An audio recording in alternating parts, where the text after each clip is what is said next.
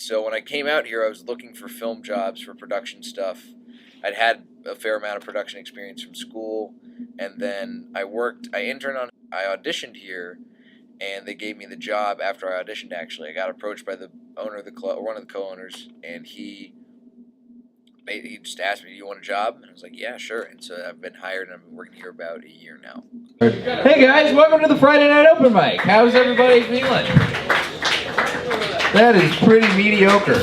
My name is Jay Light. I'm your host this evening. I feel like a host's job is to make sure, at an open mic especially one like this, where it's late and people just want to drink and get out, or just do their set and get out, you got to make sure that you're moving things along and that you're also entertaining.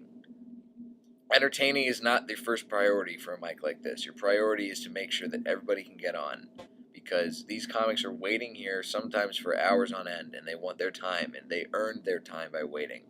So you have to make sure that that comes first. If a comic really wants to craft a joke, the only way to really get that down before you take it to a real audience, and to make sure that your joke is as good as it can be, is to practice it at open mics. It's like going to the gym. It's something that you might not like doing, but you know you have to do it in order to stay on the top of your game. There's the bar show, which is that's your most brutal one, because the bar show is filled with people who are not paying attention. That's the hardest one. If you can do well in that room, if you can find the sweet spot, you're fine.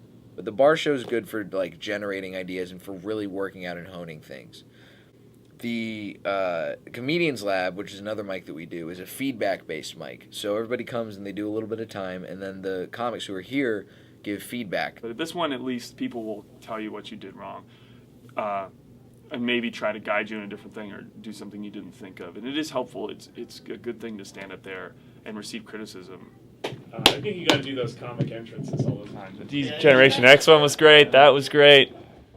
A lot of times, like if it's a good comedian and they have good ideas, people can really help them and show them other paths to go on. But if it's somebody that has no idea what you're doing or what they're doing, you end up just be like, hold the mic farther away from your face or don't move as much.